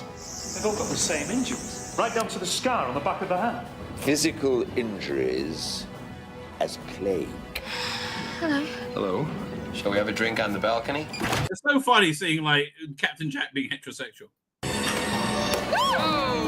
And I do like the whole bit before this. Again, from memory, saying, "Oh, I love a bit of Spock," and that's what she gets. Yeah. I like to think of myself as a criminal. I bet you do. She was great then. Oh, what an awesome time to be a Doctor Who fan. Listen, if you are as old as me and like you went through the wilderness years, you went through before the wilderness years, everybody going, Doctor Who, that's kind of shit in school, right? For me, it was easier with this McCoy years because everything got a bit better. In my druggy circles. So Kevin left the power state a long time ago. He wasn't going to be trapped there, but all these years later, he's back and cleaning out his dad's old flat. At least his neighbors, the Tylers, are still there. But Rose has a strange new man in her life, and the doctor's going to show Kevin the world he never knew existed. Unfortunately, something ancient is stirring on the power estate. Perhaps Kevin will be trapped here after all. So I will call this mediocre, right? I will call this a 5 out of 10, right? It wasn't a knock it out of the park, wasn't a must listen to. It was a okay story. Essentially, you have this guy Kevin, who's a new character. They very clunkily write Mickey out, right? Oh, Mickey's in a band and they're doing a gig in Portsmouth or something. It says so. Mickey was never in a band. What's going on? I am buying the next one, right? The performances of Billy Piper and Chris Evans were excellent. Honestly, I think they could really headline another series right now, right? Like a 4-episode minute, and I think it'll get huge ratings. I mean, if it wasn't woke shit, but and again, you explain why they're both older. There's a way of doing it. So yeah, there's this guy who was very attached to the Tylers, who what's her name? Rose's mum. What's she called again? Jackie, right? Jackie was like very motherly too, right? Who looked after him a lot. He's his father was somewhat mentally ill, and he's dead now. He's cleaning out the flat, and there's some alien thing in there that makes life interesting, but it doesn't make life that interesting, quite frankly. It was like, this is a very by the numbers story, right? Didn't really do anything world shaking at all. But it's very nice, hearing them back together again. Is it recommend? Well, for me, I'm a completist as much as I can be.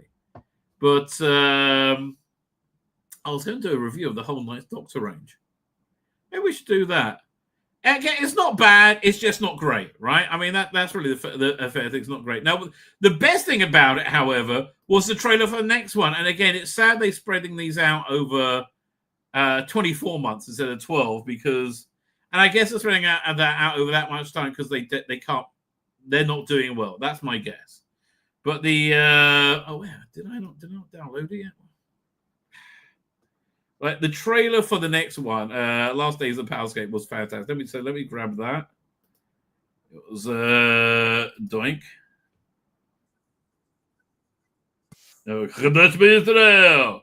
Everything's always Chadash B'Yisrael. Fine. Oh, I already have downloaded it. Doink. There you go. No wonder we couldn't tell what year it was. We're at a multi-dimensional para-junction, a corruption in the flow of time. Why is it here? Why the power estate?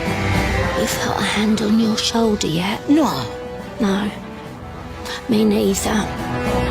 It were the squatters who gave the killer his name. Them who drew these portraits.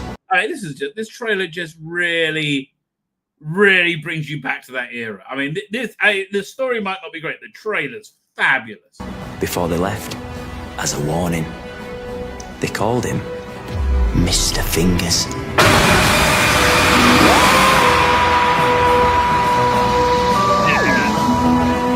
It fits so seamlessly into that era. I think it was very good, right? I think that worked very nicely. So I'm buying the next one. I am buying the next one. I just hope they get better. Frankly, I mean, that's really it. They were. It wasn't unmissable Doctor Who, right? I mean, that's really the bottom line. Yeah, let's look at the Ninth Doctor range. I will walk you through the Ninth Doctor range, and I warn you, I actually got off the Ninth Doctor range trial, so I will tell you when and why. Right? I'll do oldest first. This one, which is the Price is Slashed, the Ravagers, by far the best one. It's one of the best they released. It's written by Nick Briggs, and for me that's normally a sign of quality. It's one complete narrative over 3 stories, which I think really works for this format. It's good, right? It's really genuinely good, right? That's where it started, and that's the best. I remember the second one being completely missable. Is there anything worth listening to on the second set? No. This one is completely missable. I don't remember anything on it. This one had one freaking awesome story. This is probably one of the best stories Eccles has done, the Sidemen story. Monsters in Metropolis. Hunting Season and The Curse of Lady Macbeth, they're both missable. But that cyber story, when you put it back to back with this 2-part cyber story, right? They're three of my favorite stories. This is a older brigadier Cyberman story, which is so organic to the Ninth Doctor era. It's a very working class Doctor Who, right? And it's a good cyber story, right? And who is it? John Coltrane plays the brigadier, is excellent. And it ties a little bit into Modern Unit, but we can forgive that. Then the second season just totally lost its way, right? Completely lost its way, back to Earth. And whenever it's a generic title, that's when they're not worth listening to. Station to Station, and False Dimitri, and Old Lang Syne. Old Lang Syne was good. That was okay. That actually was quite listenable. It had a nice bit of emotional resonance to it. But I wouldn't recommend this. I wouldn't really recommend it for that, frankly. Into the Stars again, very very generic. Very generic side. They have a Christmas story in this one, which I think Old Lang Syne was better, quite frankly, as a New Year's Eve story. Break the Ice. It was okay. It's not nothing to write home about. These other two are throwaway stories, right? Which are again missable, and then this is where I got off here because they brought in who was it? Viv. What's her name?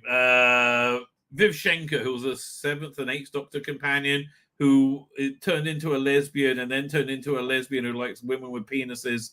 And look, this is, what year was this from? 2022. Yeah, this is in the dark times of Big Finish, right? I got to do that Big Finish review for 2020. Maybe we'll do that next week, right? I really got to get back to that. But yeah, so this is where I just said, no, you're not offering me enough to stay here. Yeah, having a Sea Devil just isn't enough to maintain my interest. And like, I'm sick of women with penises, right? I'm absolutely sick of women with penises. So I didn't bother getting this one again. Shades of Fear. What an awful generic title. And they introduce a couple of new characters, which I assume are going to be, I assume are reasonably dull. All right. Lizzie, hopefully Roy Gill and James Kettle, not names that you can go, yep, I trust that. I trust their writing abilities. So the third season, I'm just like, forget it, leave me alone. They brought back those characters again, and it looks like they got Leela in this one. You know, it's just like, I'm reason, yeah, that they need to have gimmicks so early on, right? Again, for me, I haven't listened to this. This is not a review. My review is you've disinterested me in buying this completely, right? So I don't feel I've missed anything out. Again, having Alpha Centauri and the Ice Queen, Ice Warrior Queen. And look, I mean, again, Laura Mooney, Stuart Pingle, James Moran, and Robert Valentine. I don't know, but like, I don't understand why you need two people to write one of these stories. They're normally kind of paper thin. But again, yeah, nothing about this interested me at all. And then what was this one? Some future buried threat. Oh no! Then they had next. So the next one. They didn't know that they did one Bernie Summerfield, and man, she's not looking good there.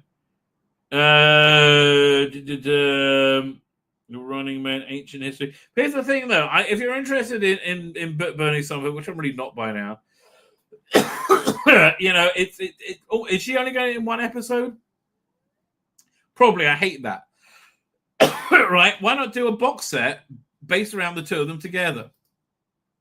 And then the final one I didn't get is River Song. And again, you know, and John Dorn is normally a trustworthy writer, but like again, not really that interested.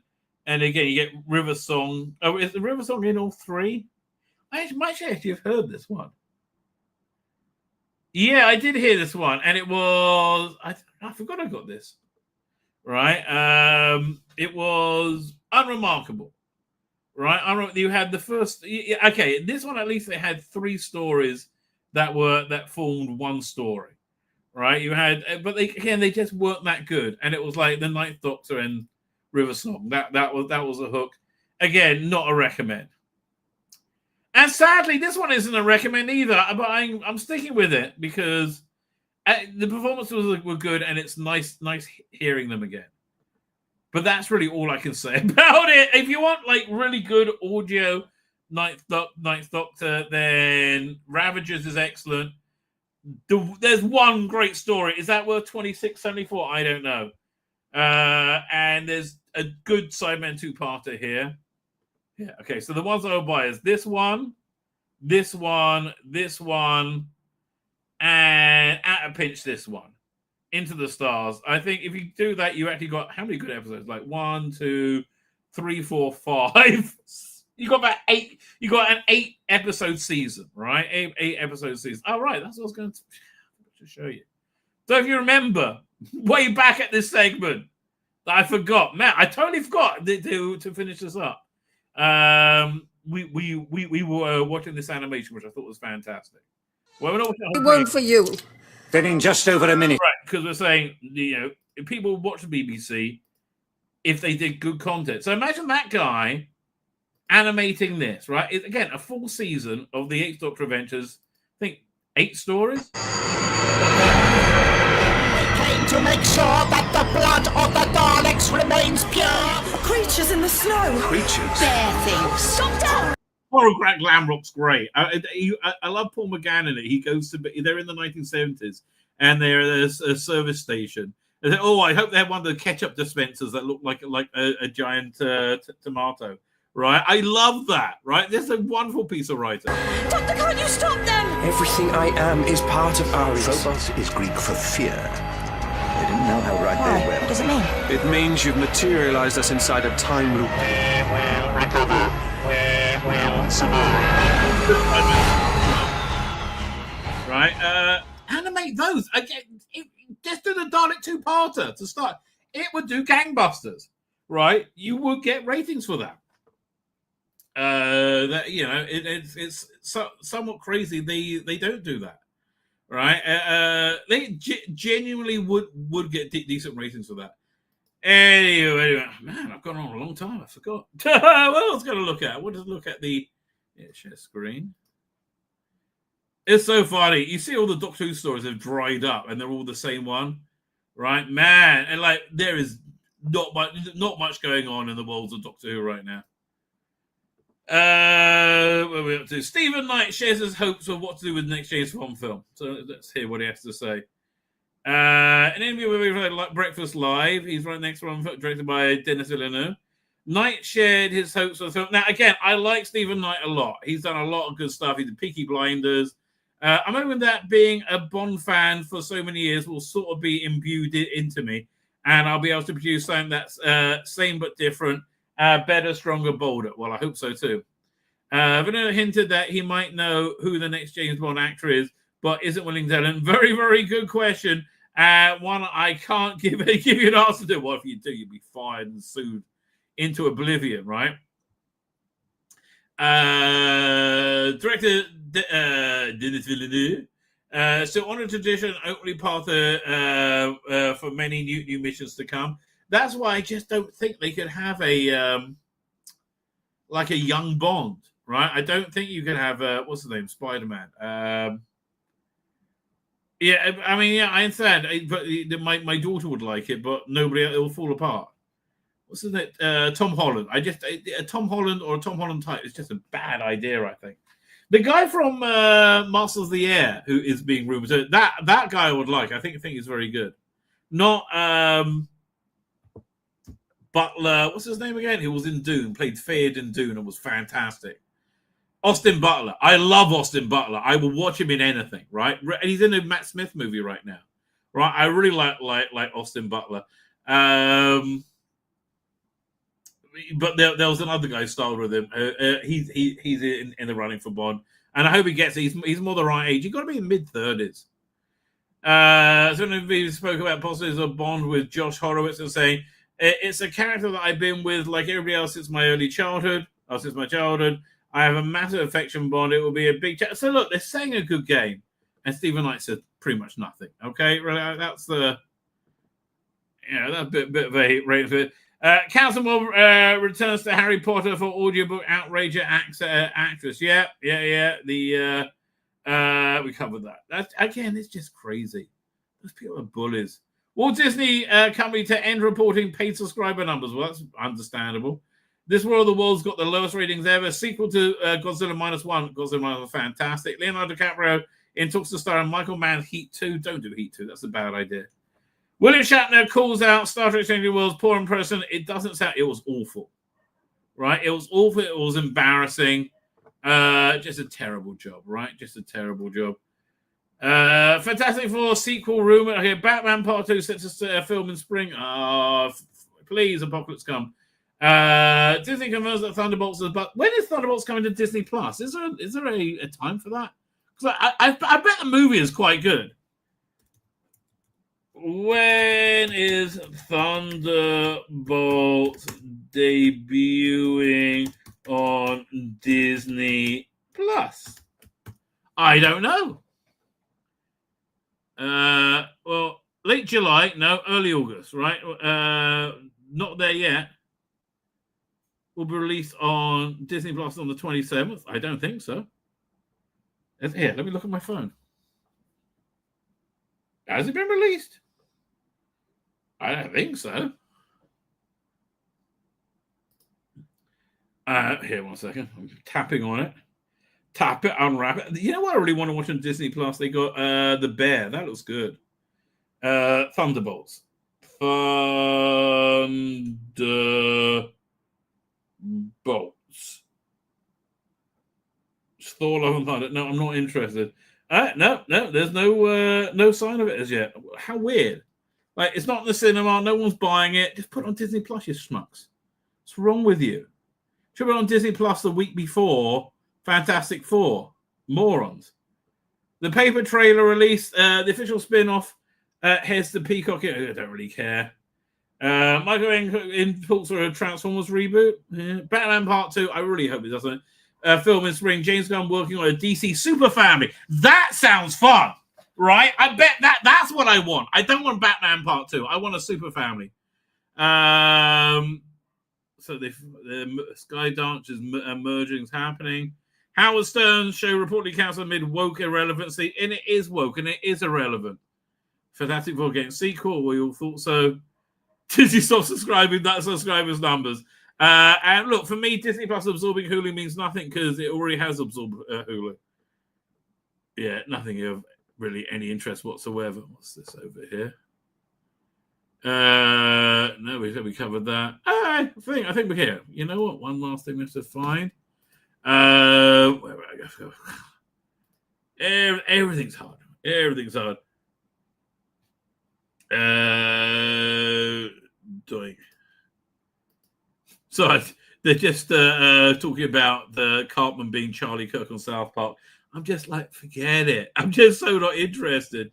Doink. I think that's it. Yeah, you go. Let me pull this up. Hopefully it's here. There, look at that. Look at that. I actually found what I was looking for. I'll put it into the chat. So, in a scant just over one of your Earth hours, all gas hard pass. Type 40 Dan show is coming up. What's it going to have? I know Dan just got back in, so he couldn't tell me. The best show in Who Talk Works. Yeah, it's a bold statement there, Dan. Bold statement. All gas hard pass. I don't know what that means. Matt Smith are going to talk about him being in Star Wars, I guess. Okay, but head over there, ladies and gentlemen. That's where the party is continuing. With that, I'm going to head off in the sunset. I am tired. I am cream crackered. It's time to climb the wooden hill to Bedfordshire. I am back on Saturday night, ladies and gentlemen. Saturday night, ready for a bit of a boogie before I end up on Dad's channel for whatever that show's going. I think we're really going to be talking about Alien. I'm not sure. I think we're probably talking about Alien. Who knows what Dare Stream? Anyway, with that, ladies and gentlemen, I'm going to hit the end broadcast button. I'm going to hit it again. Say good night. Good luck, and may your God walk with you. And that whizzy